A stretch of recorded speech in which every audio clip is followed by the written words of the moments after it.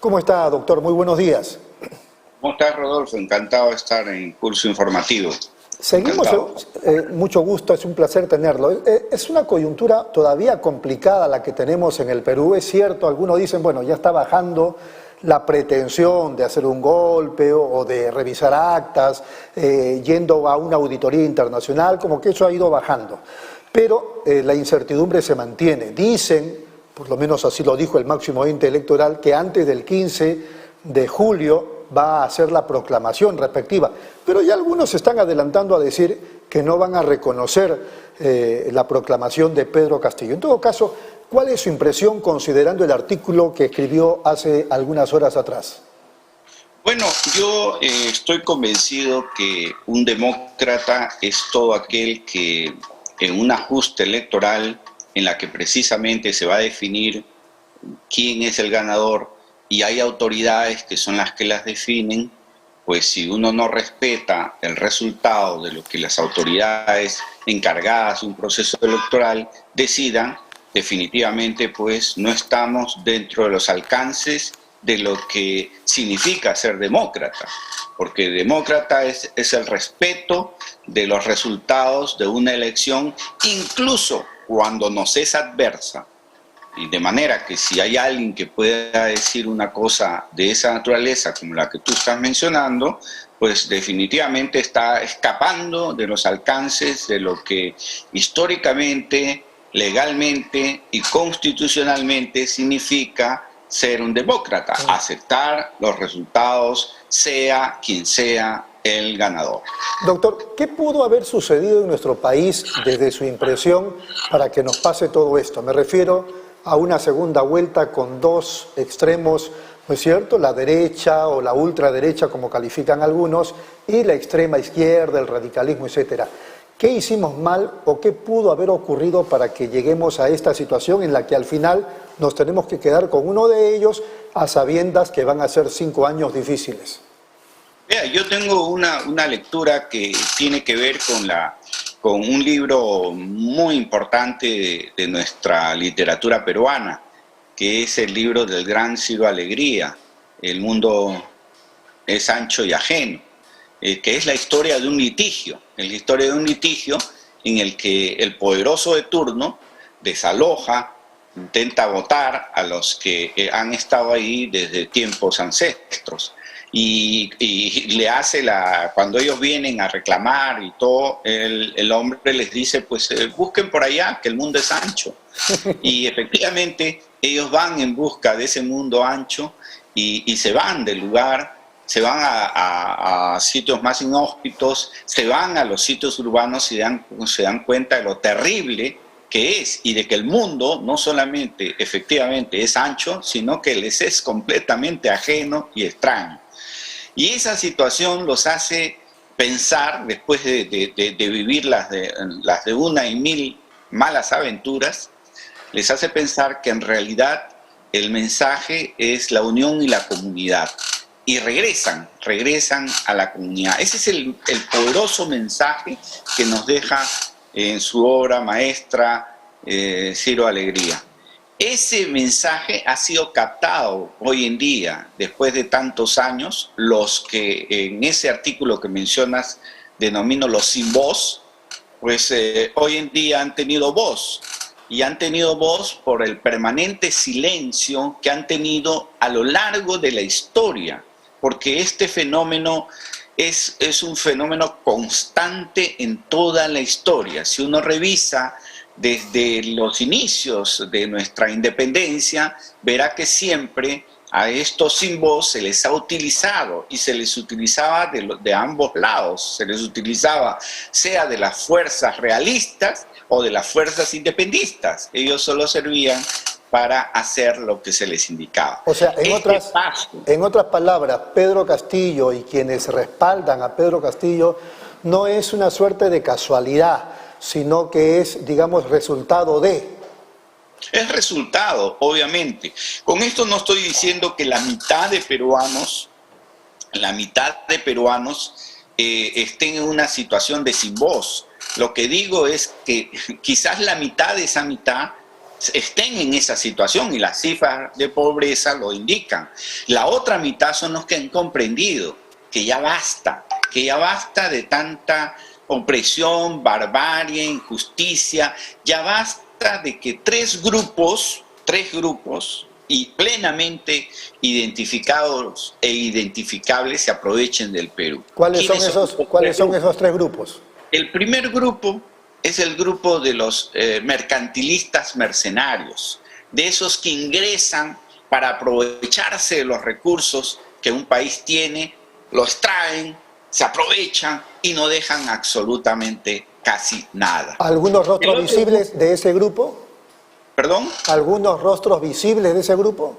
Bueno, eso ya queda a la interpretación de cada quien, pero son los que ya sabemos y conocemos. El segundo grupo, luego de los mercantilistas, es precisamente ese gran grupo de corruptos que están enquistados en muchas instituciones, ese grupo de corruptos que facilitan y permiten la pasividad estatal, que permiten con su complicidad la colaboración de los mercantilistas. Y un tercer y último grupo es el grupo de los parásitos que se han enquistado en el Estado para hacer consultorías de consultorías, para hacer una serie de cosas con el único objetivo de vivir y succionar, si me permite la expresión, de la teta del Estado. Es decir, entre mercantilistas, corruptos y parásitos han hecho que nuestra sociedad sea lo que es actualmente. Y en esa circunstancia muchos han comprendido que ya basta, que las soluciones no venían de un lado, que de repente vienen de este lado. Quizás nos equivoquemos, quizás pueda ser un error también, no lo sabemos, pero por lo menos tenemos que romper ese viejo adagio que dice que es preferible un malo que un bueno a conocer.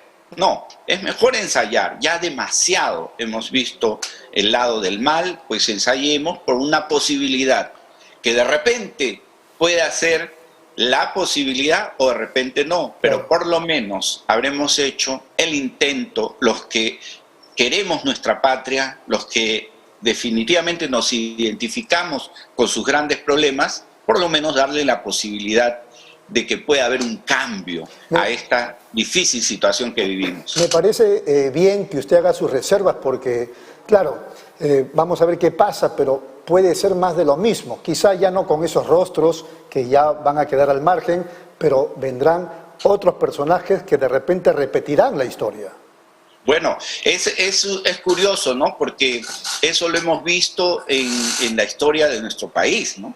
Recuerde usted que en 1895, y lo citaba en uno de los artículos que estoy produciendo, a propósito de un libro sobre las constituciones del Perú, que ya tengo en su fase final, precisamente en 1895 ocurrió el primer episodio de la historia del Perú en la que un civil vence a un militar en un golpe de Estado. Es decir, fue Piérola con los montoneros que hace correr de alguna manera al extranjero al Taita Cáceres. Y cuando se inicia el gobierno de Nicolás de Piérola, nosotros vemos, y hay que reconocerlo en honor a la verdad, que fue un gobierno extraordinario. El propio Basadre indica que fue el inicio de la República aristocrática, es decir, la República un poco de los mejores. Y ese periodo que inicia Piérola fue un gran periodo de reconstrucción nacional. Hizo muy bien las finanzas, hizo muy bien. Y los que vinieron, Candamo, etcétera, lo hicieron también bien.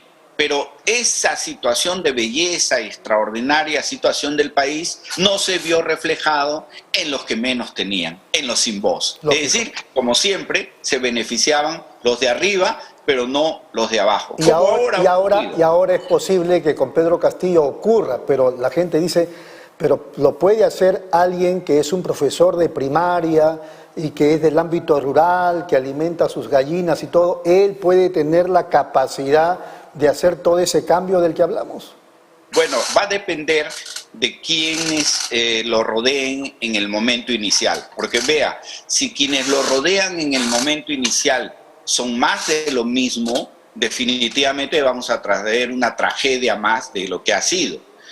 Sin embargo, si quienes lo rodean, si son rostros nuevos, son rostros que de alguna manera han probado y demostrado una conducta ejemplar, por decirlo menos, o son personas que conozcan los temas, entonces será diferente. Por eso es que yo creo que el profesor Castillo lo que tiene que hacer de manera urgente y prioritaria es hacer lo que de alguna manera la inversa lo que hizo el señor Pierola. Pierola lo quiso, y regreso a Pierola porque probablemente sea el mejor gobierno que hemos tenido en la historia, después del de Leguía, curiosamente, como decía el propio Víctor Raúl Aguirre Latorre, que Leguía había sido el mejor gobierno de la historia.